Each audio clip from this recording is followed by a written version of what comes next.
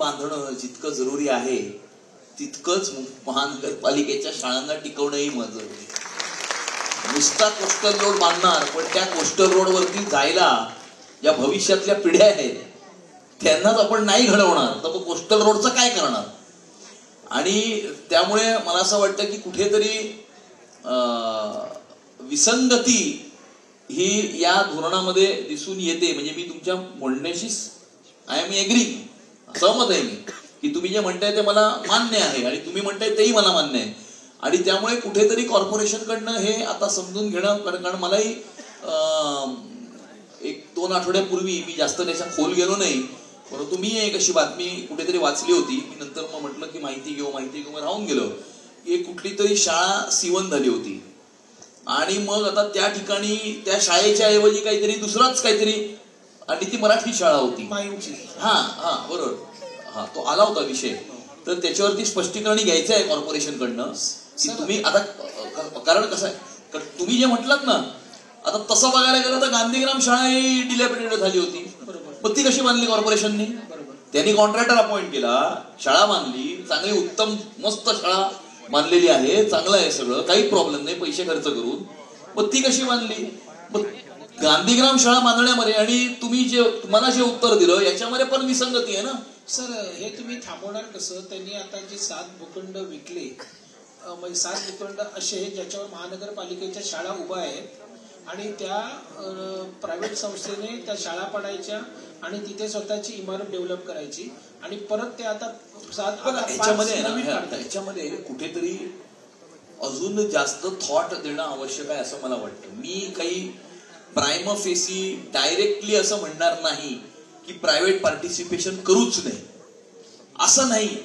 हे बघा, जिथे प्रायव्हेट पार्टिसिपेशन मुळे महानगरपालिकेला फायदा होत असेल, महानगरपालिकेची समजा एक म्हणजे उदाहरणार्थ एक बिल्डिंग आहे, एवढा प्लॉट आहे, त्या प्लॉटचं पोटेन्शियल एवढं आहे, पण त्या प्लॉट पोटेन्शियल मध्ये जितके क्लासरूम्स किंवा जितकी मुलं शिकणार आहेत महानगरपालिकेची तेवढीच आहेत आणि त्याच्यात अजून जास्त स्पेस आहे, तर त्याला अजून एक्सप्लोर करून म्हणजे महानगरपालिकेची मुलंही शिकतील, त्यांनाही मोफत शिक्षण मिळेल आणि ऍट द सेम टाइम तिकडे जर अजून जास्त आपल्याकडे स्पेस असेल आणि ती स्पेस युटिलाइज करून त्याच्यातनं रेव्हेन्यू मिळणार असेल आणि ऍट द सेम टाइम महानगरपालिकेच्या मुलांना सुद्धा तीच फॅसिलिटी मिळणार असेल, त्याच स्तराचं शिक्षण मिळणार असेल, तर आपण ते एक्सप्लोरही करू शकतो. किंवा म्हणजे मी थेट असं सांगणार नाही की हे चुकीचं आहे किंवा एकदम बरोबर आहे.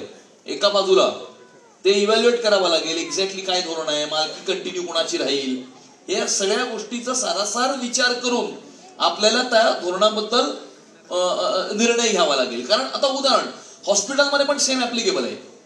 आता एखाद्या मोठ्या हॉस्पिटलमध्ये, आता परवा एक आला होता विषय की हॉस्पिटल आहे, कॉर्पोरेशनचं आहे, त्या कॉर्पोरेशनच्या हॉस्पिटलमध्ये एखादी रोटरी किंवा लायन्स सारखी संस्था म्हणत असेल की आम्ही किमोथेरपी चालू करतो.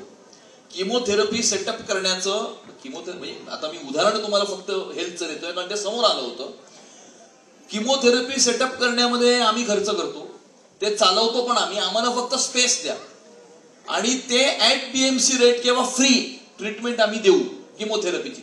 म्हणजे चांगलंच आहे ना, याच्यामध्ये काही वाईट नाही. आपल्या गरीब लोकांना जर chemotherapy which is a very expensive treatment ती जर मोफत किंवा वाजवी दरामध्ये जर आपल्याला मिळत असेल आणि ते जर फॅसिलिटी कोणीतरी CSR मधनं पैसे रेज करून आपल्याला कॉर्पोरेशनच्या हॉस्पिटलमध्ये देणार असेल तर त्याला काही कोणाचा विरोध असण्याचं कारण नाही.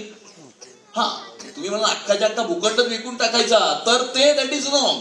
इन एनी सर्कमस्टन्सेस, कुठल्याही परिस्थितीत ownership of plot should remain with corporation, B it hospital और स्कूल. शाळा असो की इस्पितळ असो, त्याची मूळ मालकी ही महानगरपालिका किंवा शासनाकडेच राहिली पाहिजे. आणि त्याच्यानंतर इंटरनल ऍडजस्टमेंट काही होत असेल ज्याच्यामुळे 4 पैसे मिळत असतील आणि आपल्याला 4 फॅसिलिटीज मिळत असतील तर त्याच्यात काही गैर आहे असं मला वाटतं. धन्यवाद सर.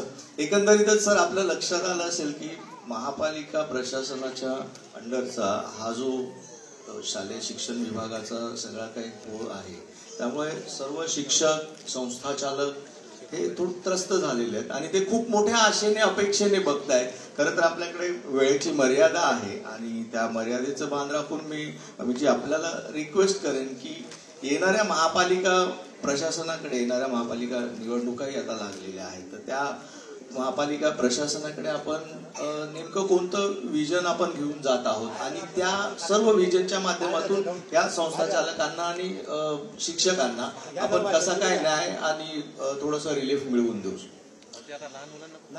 मला काय वाटतं की कुठेतरी आहे ना, एड्युकेशन हा शब्द जिथून आलाय, एड्युसे म्हणजे to come from within, to develop one own self, स्वतःचा विकास करणं, व्यक्तिमत्व घडवणं, हा त्याचा अर्थ आहे. आपली सिस्टम कुठेतरी जास्त फोकस करते to make one qualified rather than making educated. Educated असणं आणि क्वालिफाईड असणं या दोघांमध्ये फरक आहे. आणि त्यामुळे कुठेतरी आपल्या सिस्टमचं पूर्णपणे, आणि त्याच्यातूनच ही विसंगती येते. म्हणजे आपण आता जे मला म्हटलं की आमचे हे प्रश्न आहेत आणि ग्रँट नाही मिळाला, अमुक नाही झालं, तमुक नाही झालं, हे का नाही झालं? असं आहे की ह्याला काही तुम्ही एक खातं म्हणून बघू नका. शिक्षण काय नुसतं एक खातं नाहीये, एक डिपार्टमेंट नाहीये, ते येणारं आपलं भविष्य घडवणारं एक माध्यम आहे, पिढी घडवणार, फ्युचर जनरेशन. आणि त्या अँगलनी जर आपण त्याच्याकडे बघितलं तर मला असं वाटतं की तुमच्यासमोर येणारे सगळे प्रश्न जे आहेत ते सगळे सुटतील. कारण कुठेतरी त्याच्याकडे बघण्याचा दृष्टिकोन जो आहे, एड्युसे टू कम फ्रॉम विदिन, हा जर खरा अर्थ आपण त्या एड्युकेशनचा जर अर्थ जर समजला आपल्याला म्हणजे सगळ्यांनाच, तुम्हाला, मला, शासनाला, संघटनांना, सगळ्यांना म्हणजे एव्हरीबडी, तर जास्त चांगलं राहील. कारण तुम्हाला नाही, कारण तुम्ही you are on the receiving end. त्यामुळे राज्यकर्ते असतील, ऍडमिनिस्ट्रेशन असेल, या सगळ्यांना त्याच्याकडे बघण्याचा दृष्टिकोन जर चेंज झाला तर मला असं वाटतं की आपण दिलेल्या सर्व विचारलेल्या सगळ्या प्रश्नांची उत्तरं आपल्याला मिळतील. आणि नक्कीच आपण म्हटलं की भविष्यात आपण काय करू, तर नक्कीच आपला हा प्रयत्न असेल. म्हणजे मी मुंबई महानगरपालिकेपुरतच बोलतो की मुंबई महानगरपालिकेच्या अखत्यारीमध्ये जेवढ्या शाळा असतील त्या शाळांच्या शिक्षणाचा स्तर हा कुठल्याही IB किंवा IG शाळेच्या स्तरा एवढा असावा, हा आमचा प्रयत्न राहील. नंबर 1.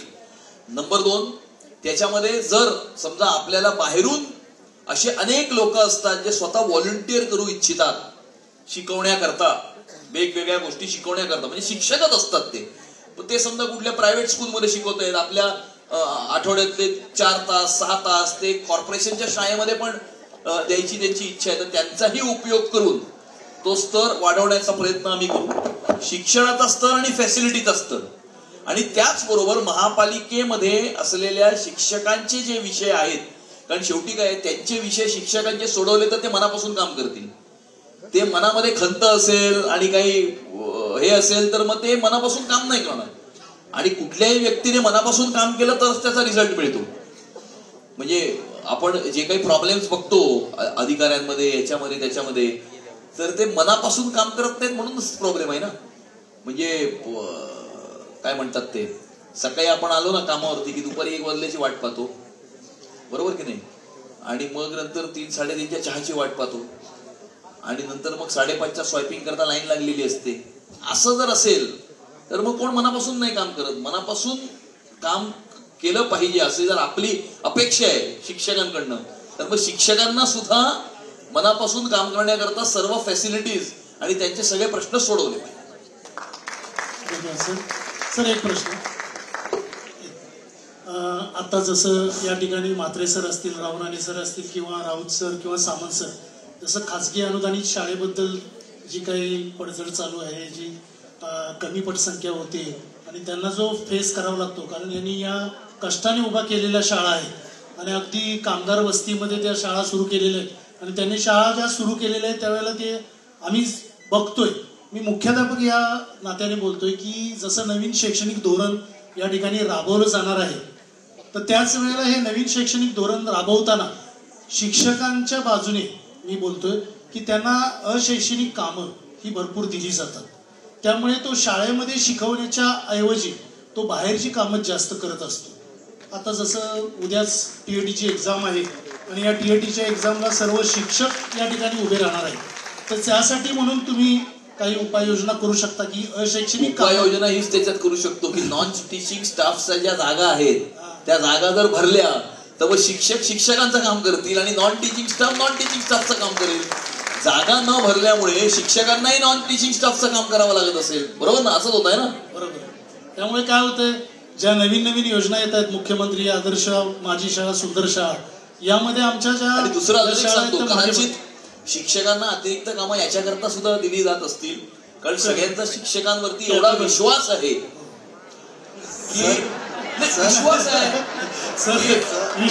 यांना एखादं काम दिलं की ते चांगल्या प्रकारे ते काम पार पाडतील आणि पूर्ण प्रामाणिकतेने पार पाडतील, म्हणून कदाचित शासनही शिक्षकांवरती जास्त जबाबदारी देत असेल. सर, पण 2001 पासून कोणत्याही खाजगी शाळेत शिक्षकेतर कर्मचाऱ्याची भरती झालेली नाहीये आणि आता बदलापूरचं प्रकरण झाल्यानंतर सुद्धा शासन जागा होत नाहीये.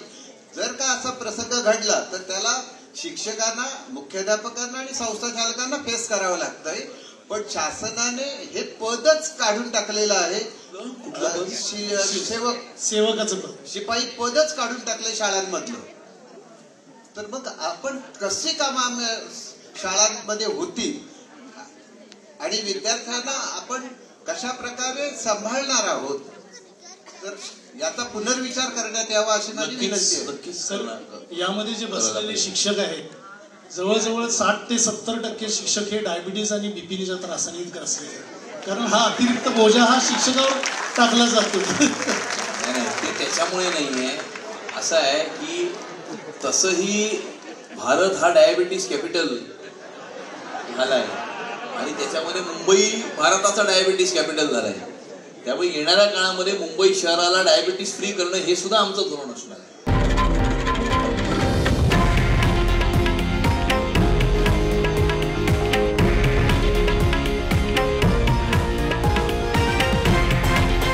हे आहे देशातील नंबर 1 न्यूज नेटवर्क आणि आपण पाहत आहात TV9 मराठी, एकमेव.